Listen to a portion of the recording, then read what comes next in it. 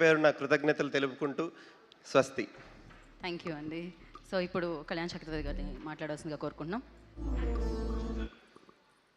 ఈశ్వర స్వరూపమైనటువంటి సభకి నమస్కారం. అందరికీ ఇంత అఖండ విజయం చేకూర్చినందుకు ముందుగా యూనిట్ తరపున మా హృదయపూర్వకమైనటువంటి ధన్యవాదాలు తెలియజేస్తూ ఉన్నాం. మేము ధర్మం గురించి మాకు తెలిసినంత చెప్పాం. మేము ఆ ధర్మం గురించి చెప్పిన మాటని మీరు దారిగా మార్చారు.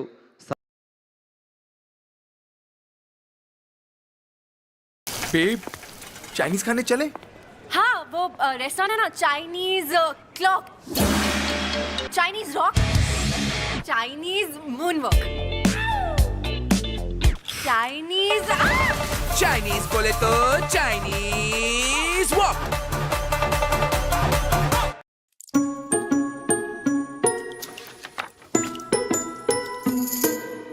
ఏం పర్లేదు. అది ఆవాహన, కేవలం ఆవాహన.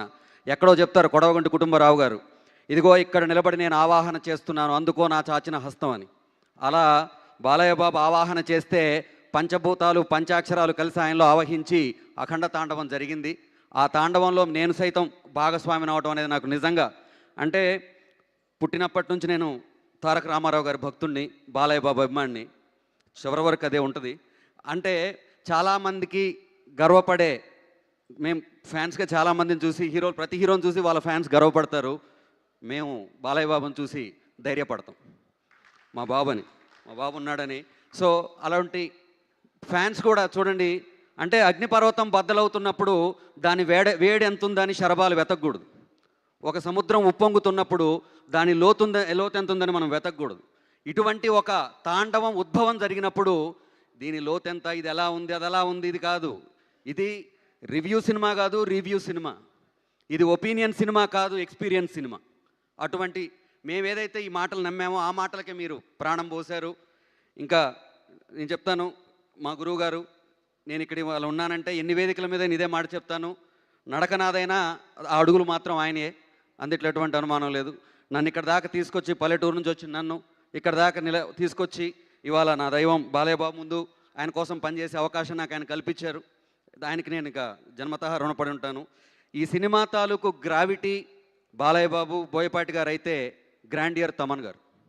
అంటే ఓంకారం అనేది ఉద్భవిస్తున్నప్పుడు అకార ఉకార పర్యంతమైనటువంటి ఈ ఓంకారాన్ని ఆ శబ్దంతో తాదాప్యత చెంది 3 కన్నుల వాడి గురించి, 5 అక్షరాల గురించి, 7 చక్రాల గురించి, 9 స్వరాలతోటి 9 పాటలతో ఆయన ఆవిష్కరించిన విధానం నభూతో నా భవిష్యతి. ఇక అటువంటిది జరగదు. అంటే మనం పుట్టినప్పుడు ఇందుకోసం ఎన్నో పనులు చేస్తాం. కృష్ణుడు కంసుని చంపాడు, చాణూర ముష్టికులను చంపాడు, ఎంతోమందిని చంపాడు, జీవితకాలంలో చాలా పనులు చేశాడు. కానీ ఆయన పుట్టింది కురుక్షేత్రంలో భగవద్గీత చెప్పడం కోసం. తమన్ గారు కూడా నా దృష్టిలో అఖండ కోసమే పుట్టారని నా భావన, నా బలమైన భావన.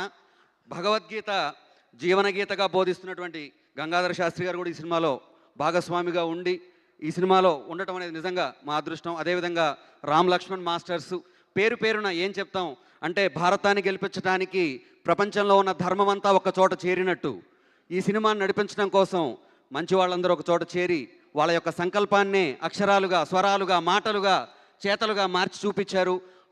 మొత్తం టోటల్ భారతావని ఈరోజు దాని వెనక నిలబడింది. మనందరికీ తెలుసు, సనాతన ధర్మం అనేది జీవనది. ఆ జీవనది సజీవంగా ఉందంటే కారణం ప్రవహిస్తున్న పాత నీరు కాదు, కొత్తగా వస్తున్న కొత్త నీరు, ఉబికొస్తున్న కొత్త నీరు. ఆ కొత్త నీరే యువతరం.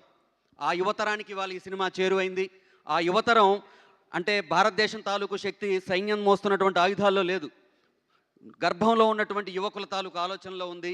ఆ ఆలోచనలోకి చేరే సినిమా తీసినటువంటి మా గురువుగారు బోయపాటి శ్రీనివాసరావు గారికి మరొకసారి మనస్ఫూర్తిగా ధన్యవాదాలు తెలియజేసుకుంటూ భరతావని సంస్కారానికి మరోసారి పాదాభివందనం చేస్తున్నాను. Thank you so much. Thank you అండి. Thank you so much. Thank you sir. Thank you.